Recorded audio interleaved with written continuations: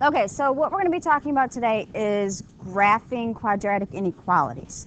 Okay, so you guys already know how to graph inequalities. You did it in 9th grade. So we're going to review a couple of the rules. The only thing that's going to be different this year is we're going to be doing quadratic linear instead of linear linear.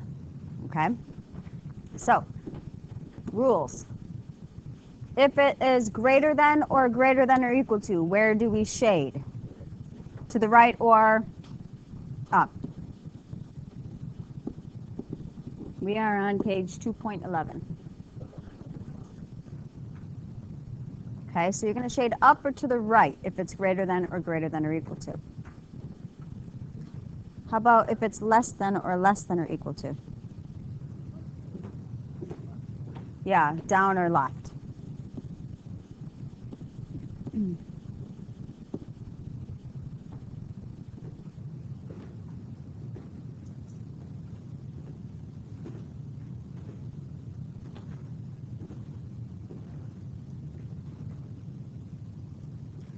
What kind of line do you get when you have greater than or less than? Dotted, very good.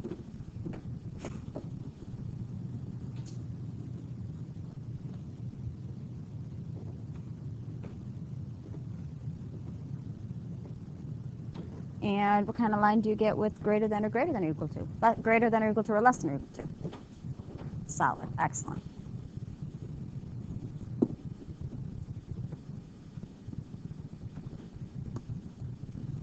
Okay, so you ready to give one a shot? All right, next page, please. Okay, so here's our system. We have 2y is less than negative 5x plus 10, and negative x plus y is greater than or equal to 5. What's my problem? Right, y is not isolated. I need to isolate y. So how do I isolate y in the first one? Divide what by 2? Good, everything on the right. So we're going to have y is less than x plus 5. Good. So all I did was divide everything on the right-hand side by 2. Excellent. What if I had divided by a negative 2? What would I have had to have done? Good, I would have had to change the inequality sign. Great. Glad you guys remember that. Okay, second one. How do I isolate y there? Add x, excellent. So we have y is greater than or equal to x plus 5.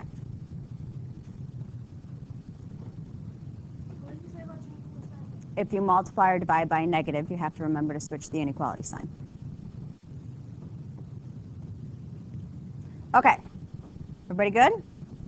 Now, our calculator does graph inequalities for us.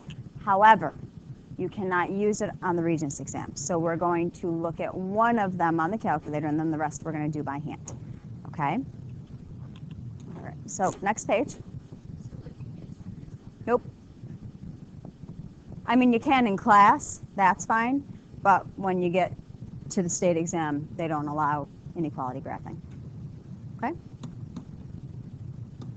All right, so who remembers how I get the inequality sign to show up? Good, I have to delete the equal sign. And we're going to select less than for our first one. Why did it change from f of x to y? It knows what? How does it magically know? What does it magically know? There's something important. It's not a function. Very good. We use f of x when we're graphing functions. Since inequalities are not functions, we get rid of the f of x and we replace it with a y. Okay, so you're never going to see an inequality written as f of x is less than or greater than. You're not going to see that. Okay, so we've got negative 5 halves x plus 5. And where do you think it's going to be shaded? To the left, yeah. Good. What kind of line is it? Look again. Yeah, I had to navigate away from it. So at first it looks solid, but if I click on some other portion of the graph, it is dotted. Okay. Okay, how do I bring my function bar back up? Control G, excellent. And this time we're dealing with greater than or equal to x plus 5. So where is it going to be shaded? Greater than, up into the right. Left.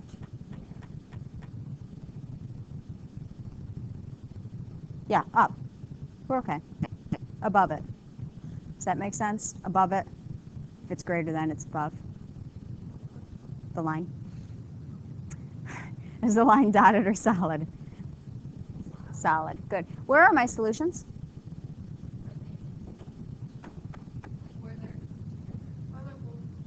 Where it's double shaded.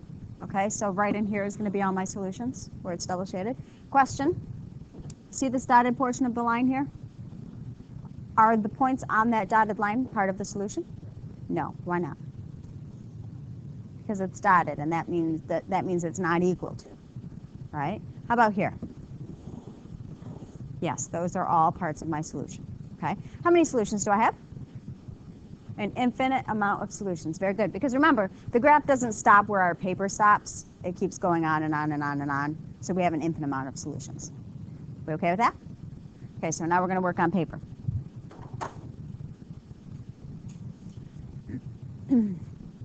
All right, so here's my next one. Y is greater than x squared minus 25. Y is greater than or equal to x minus 1. Now, before we draw the x and y axis, I want you to think about that first inequality. It is simplified. We've got y is greater than, right? So x squared minus 25, what is that? It's a parabola, absolutely. What's the y-intercept? What's the y-intercept of this parabola? No? Okay, we know that x squared is our parent function, right?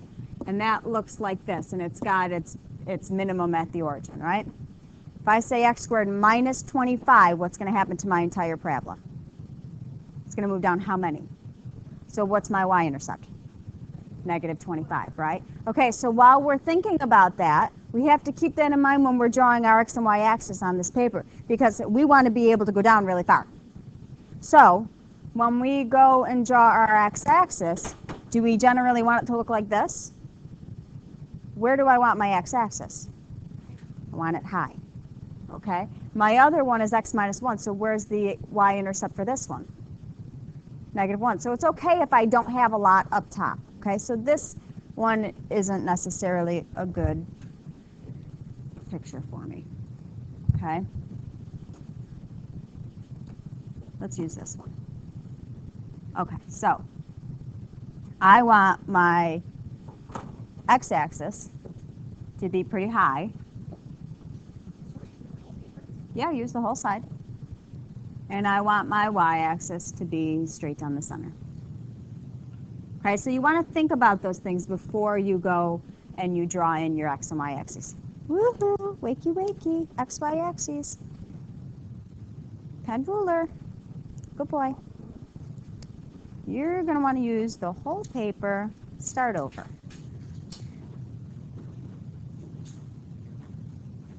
What else do I have to make sure I have? I already put them. Arrows. What else? Label them. Yeah, and we're going to be really, really, really picky about graphing. Okay, really picky.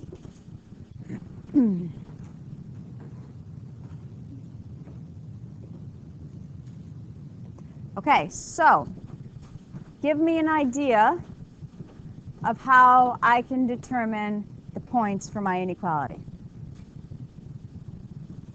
Was it greater than x squared minus 25? How can I get the points for my inequality? How can I get the points for my inequality, for my parabola? Yeah, I can graph it as an equation to get the points on the parabola, right? Okay, so Control I, add a graph page.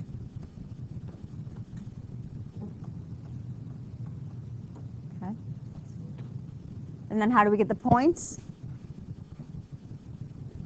Control T. Plot your points. I'm not going to do this for you. Okay, so I want you to graph the parabola. I want you to shade appropriately. I want you to graph the line and shade appropriately. You guys should be able to do this without me, okay? Do not graph the inequality in your calculator. You need to be able to do it without. Understood? Say yes. Don't graph the inequality in the calculator. You have to be able to do it on your own. Understood? Say yes. Okay, I'm going to pause here. We'll be back in a minute.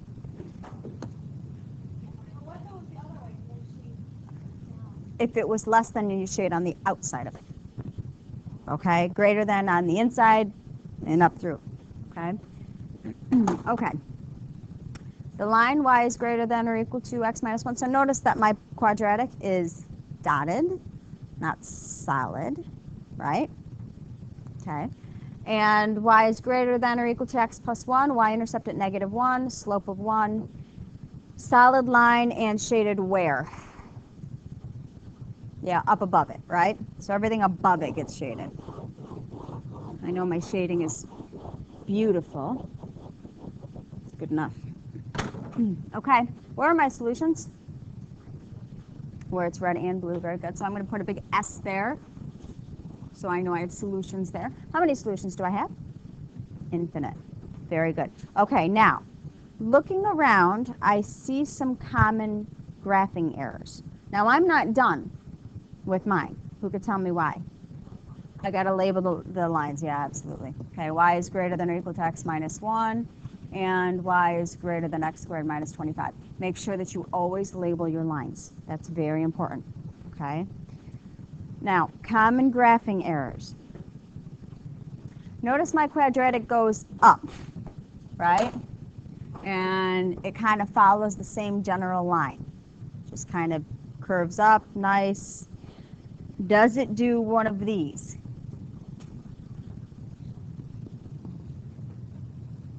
So it looks like a funnel. Does it look like a funnel? So should I wing out my tops when I run out of points? So follow your general curve, okay? Don't wing out. I see that a lot. Another error that I see is I see this. What did I do? I brought my parabola to a point. Is a parabola a V? What's a V? Absolute value.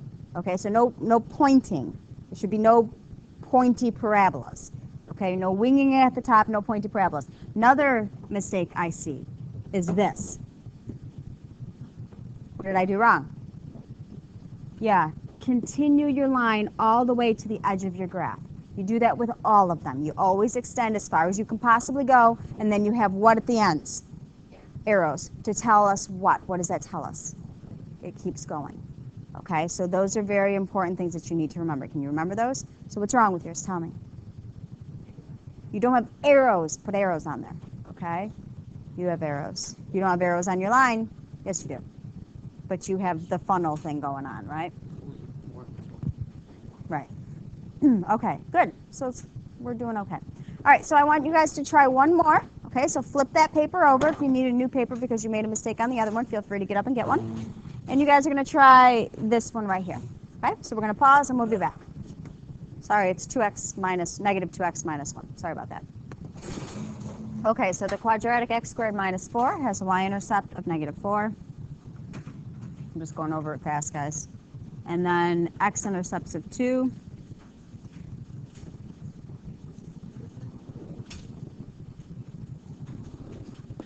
And because it's less than, it's going to shade everywhere on the outside of my parabola.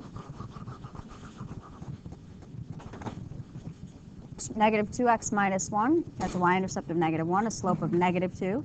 So I can go up to back 2, or up to back 1, I'm sorry, or down 2 over 1. And it's going to be a dotted line.